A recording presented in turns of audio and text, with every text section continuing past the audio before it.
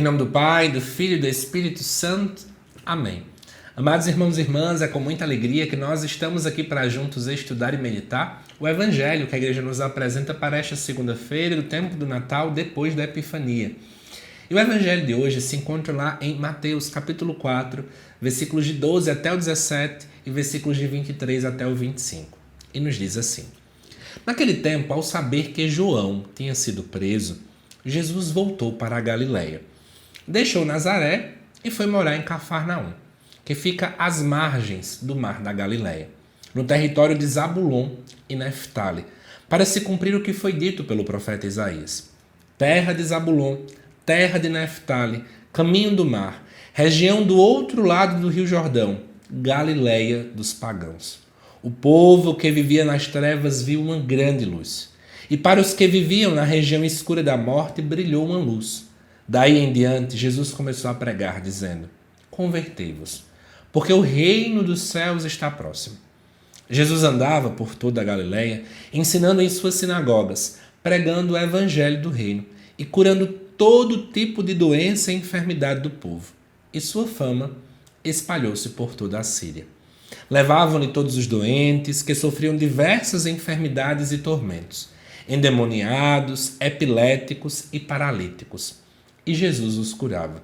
Numerosas multidões o seguiam, vindas da Galileia, da Decápole, de Jerusalém, da Judéia e da região além do Jordão. Amados irmãos e irmãs, primeira coisa, se você não for inscrito no canal, se inscreva e ajude também a divulgar esse trabalho. É muito importante para que esse canal possa crescer cada dia mais, tá bom? Amados irmãos e irmãs, eu queria falar um pouco dos lugares, em primeiro lugar, que são apresentados aqui dentro deste evangelho, até para que você possa entender algumas nuances que aparecem aqui. Primeiro, o que era a Galileia? A Galileia era uma região do norte, distante do centro religioso da época, que era a cidade de Jerusalém, e foi o cenário de boa parte, da maior parte, além do ministério de Jesus.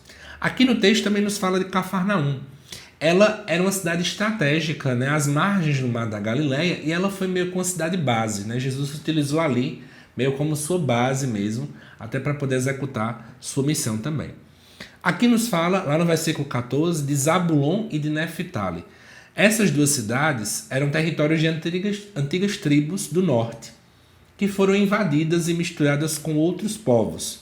Era uma área não muito bem vista. Você vai ouvir falar sobre ela lá no capítulo 15, no livro de 2 Reis. E aí é interessante que você possa entender essa nuance, porque aqui vai falar o seguinte, que Jesus deixou Nazaré, então, foi morar em Cafarnaum, que fica às margens do mar da Galileia, nesse território de Zabulon e Neftali. Tudo isso para que Jesus cumprisse o que o profeta Isaías fala. Lá em Isaías, no capítulo 8, versículo 23 até o versículo 1 do capítulo 9, vai nos falar de povos que são pagãos, que vivem então nas trevas, porque estão na ausência da luz do próprio Deus, e eles poderão ver então uma grande luz. Ou seja, Jesus então começa digamos assim, a confirmar, a realizar as profecias que lá no Antigo Testamento já eram então anunciadas. Só que aí você vai dizer o seguinte: sim, mas Jesus então acaba cumprindo aquelas profecias. Parece muitas vezes como a gente que cumpre uma regra que o padre passou, que cumpre um documento papal, que cumpre isso ou aquilo outro. Beleza. Mas a pergunta que não quer calar: sabendo que Jesus faz tudo isso, será que o que ele foi fazer lá foi concordar com o que o povo estava fazendo, foi passar a mão na cabeça do povo? Não, claro que não. Qual é a mensagem de Cristo? Convertei-vos, porque o reino dos céus está próximo. A primeira palavra-chave é a ideia de conversão, que significa nada mais nada menos do que mudar de vida.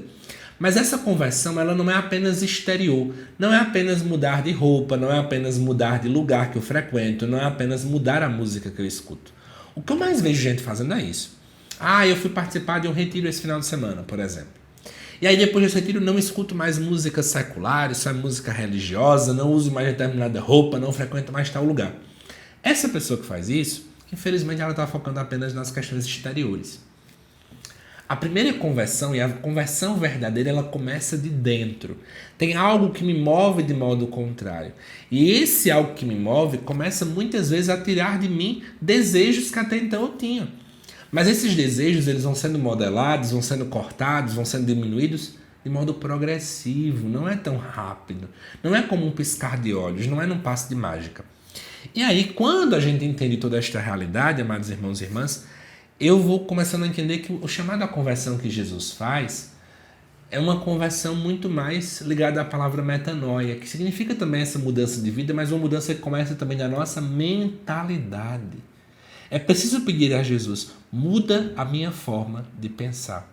Mas por que tudo isso? Porque o reino dos céus está próximo. O termo céus é aqui utilizado porque o Evangelho de Mateus é escrito para um público que vem do judaísmo. E o fato de que eles vêm do judaísmo leva-nos a entender que eles não poderiam usar o nome de Deus em vão. Então o termo é reino dos céus e não reino de Deus, como aparece, por exemplo, lá no Evangelho de Marcos, em Lucas, em João.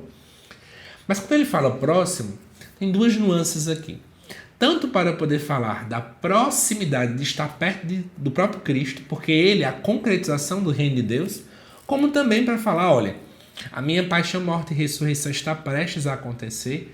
E aí, por esse motivo, essa concretização a partir da cruz está próxima.